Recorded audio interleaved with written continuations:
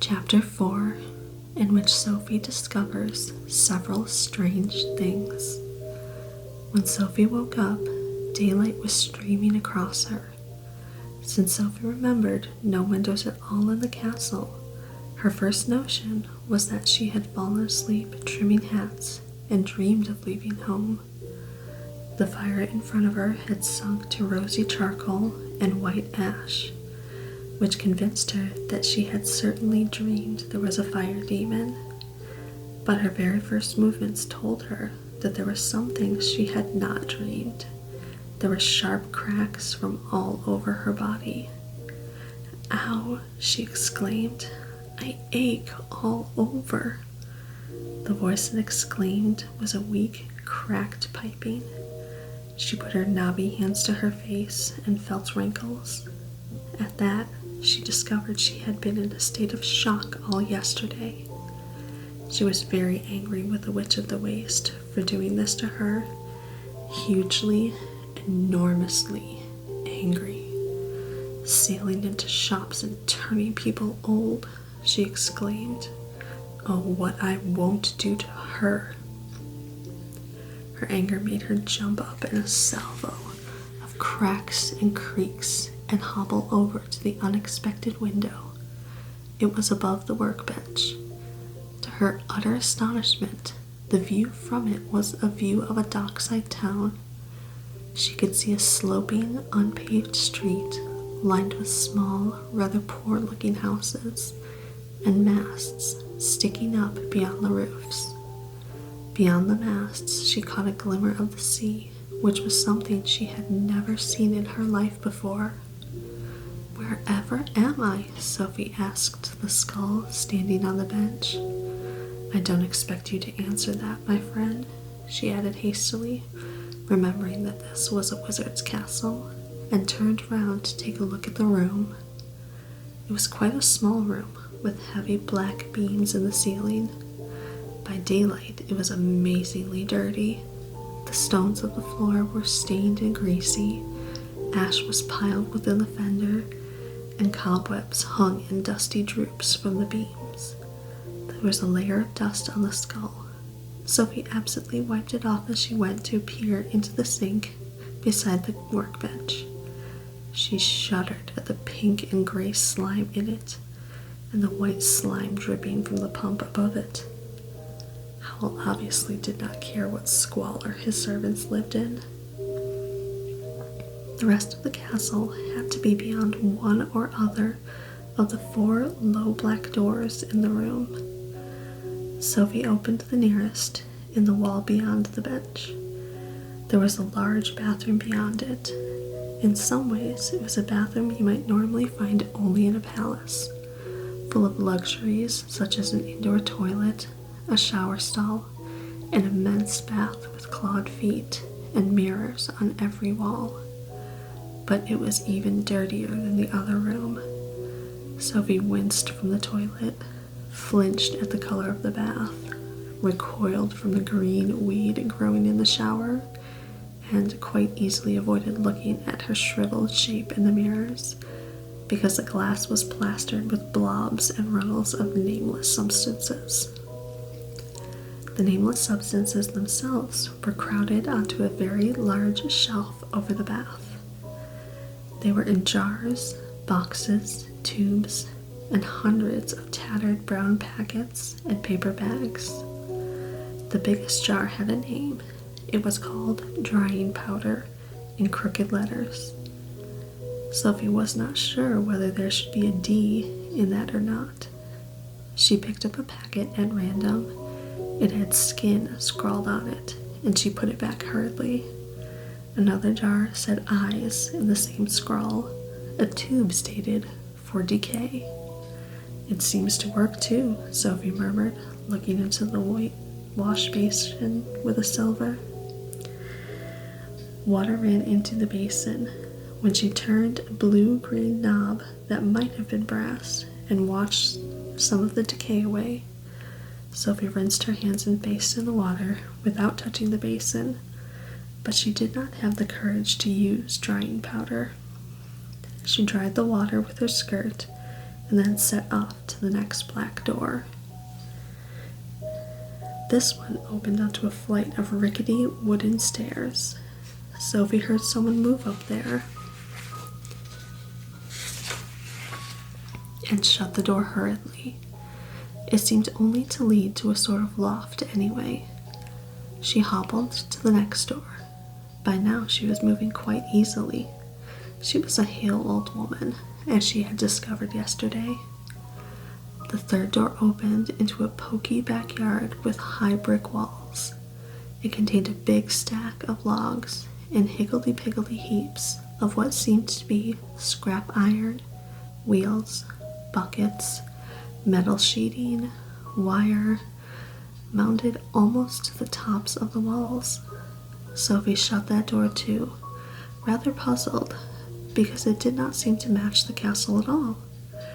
There was no castle to be seen above the brick walls. They ended at the sky. Sophie could only think that this was part that was round the side where the invisible wall had stopped her the night before. She opened the fourth door, and it was just a broom cupboard, but two fine and dusty velvet cloaks hanging on brooms. Sophie shut it again slowly. The only other door was in the wall with the window, and that was the door she had come in by last night. She hobbled over and cautiously opened that. She stood for a moment, looking out at a slowly moving view of the hills, watching Heather slide past underneath the door, feeling the wind blow her wispy hair, and listening to the rumble and grind of the big black stones as the castle moved. Then she shut the door and went to the window.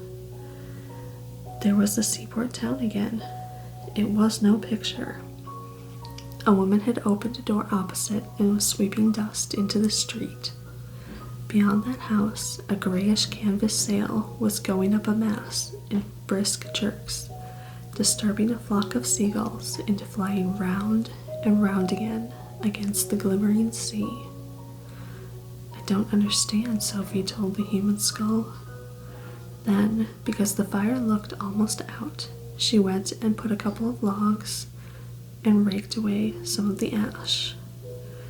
Green flames climbed up between the logs, small and curly, and shot up into a long blue face with flaming green hair.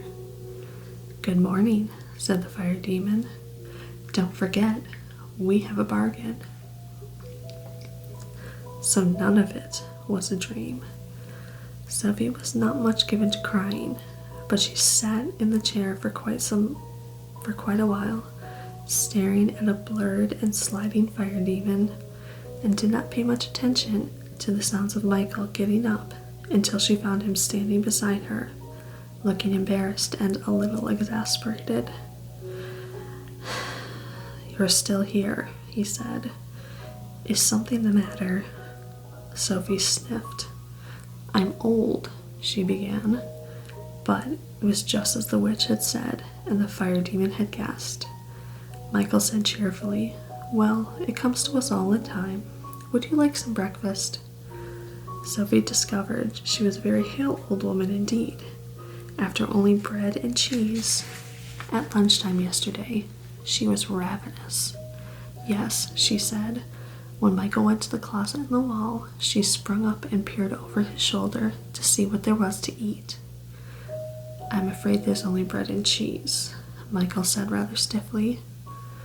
"But there's a whole basket of eggs in there," Sophie said. "And isn't that bacon? And what about a hot drink as well? Where's your kettle?" "There isn't one," Michael said. "Howl's the only one who can cook." "I can cook," said Sophie. "Unhook that frying pan and I'll show you." She reached for the large black pan hanging on the closet wall, in spite of Michael trying to prevent her. "You don't understand," Michael said. "It's Calcifer, the fire demon. He won't bend down his head to be cooked on for anyone but Howl." Sophie turned and looked at the fire demon. He flickered back at her wickedly. "I refuse to be exploited," he said. "You mean," Sophie said to Michael, that you have to do without even a hot drink unless Howl's here?" Michael gave an embarrassed nod. "Then you're the one that's being exploited," said Sophie. "Give that here."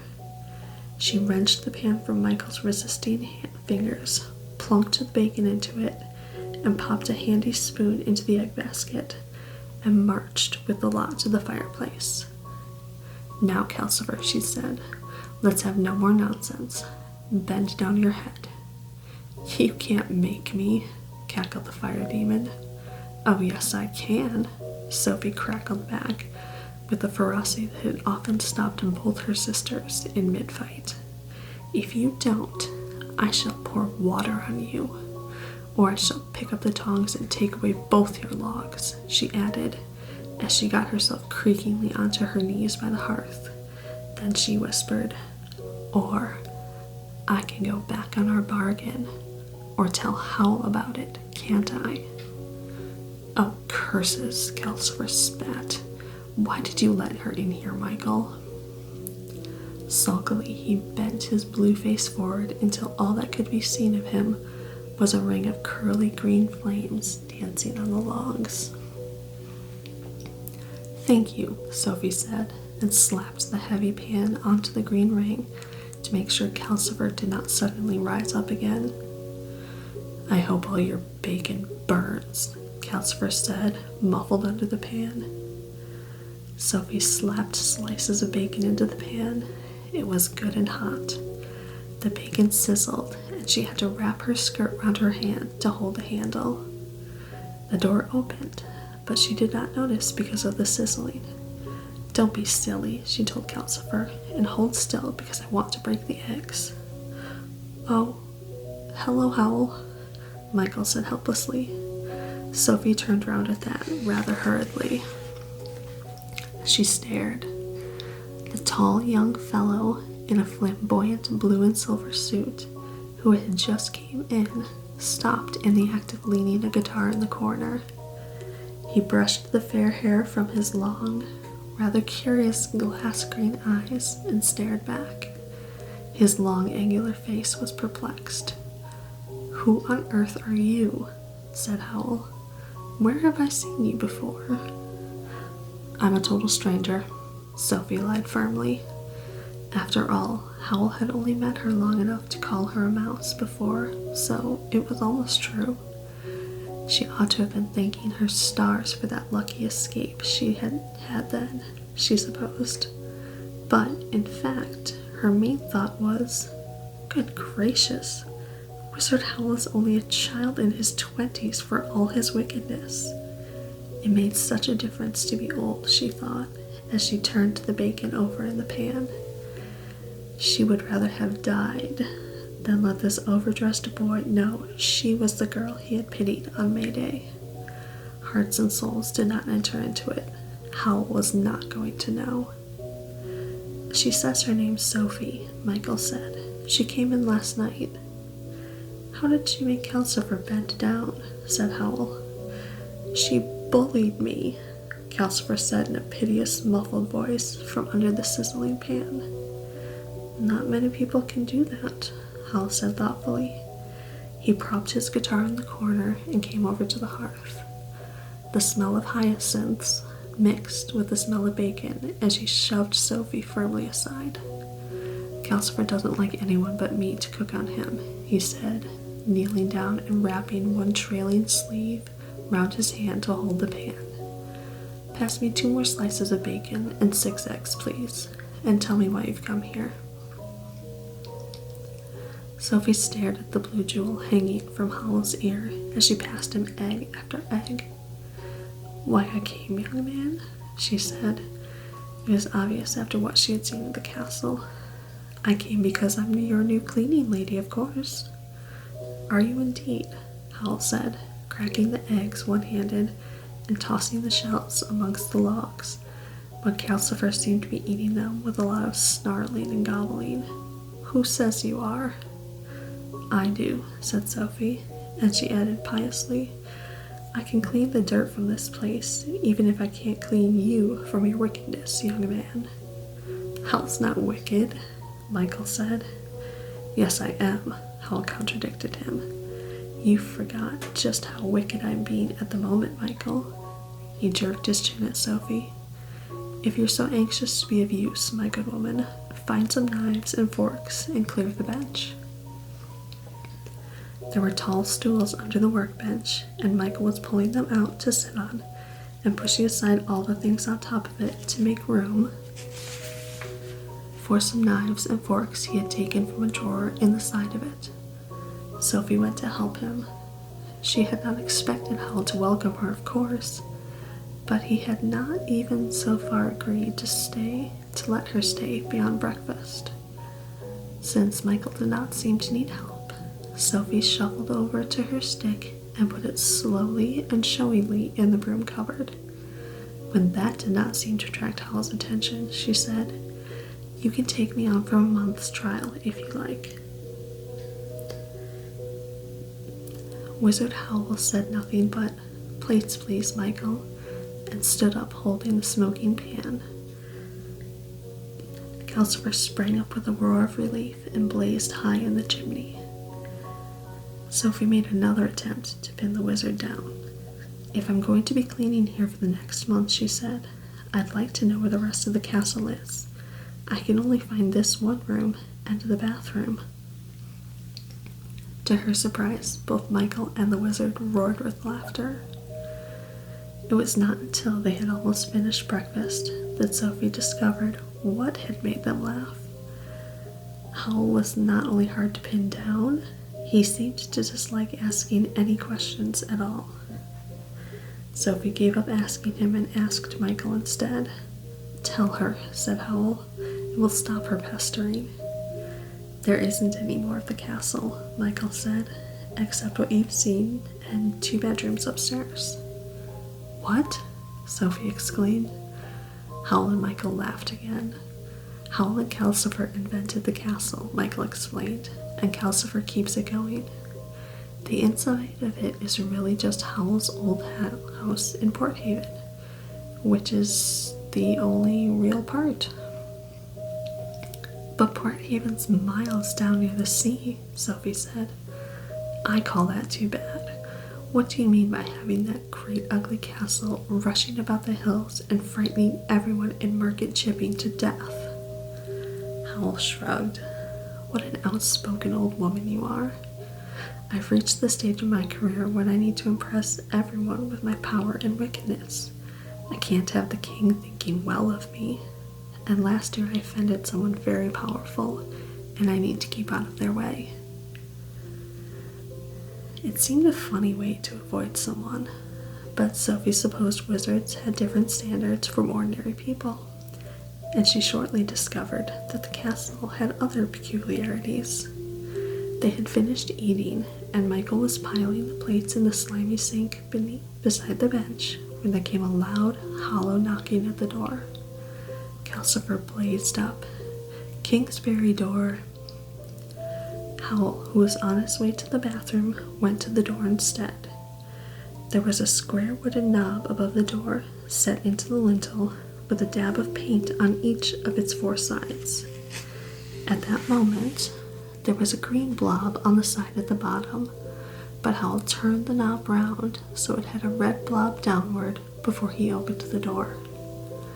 Outside there stood a personage wearing a stiff white wig and a wide hat on top of that. He was clothed in scarlet and purple and gold, and he held up a little staff decorated with ribbons like an infant maypole. He bowed. Scents of cloves and orange blossoms blew into the room.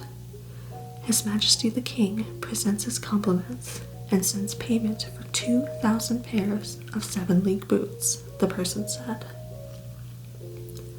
Behind him, Sophie had a glimpse of a coach waiting in a street full of sumptuous houses covered with paint carvings and towers and spires and domes beyond that, of a splendor she had barely before imagined.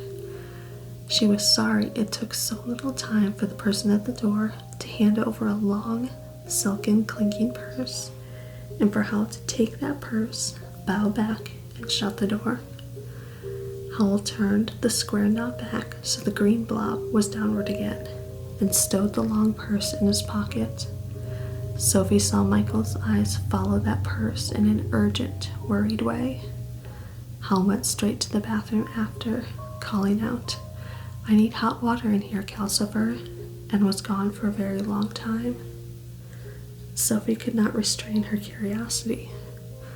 "Whoever was that at the door?" she asked Michael. "Or, do I mean, wherever?"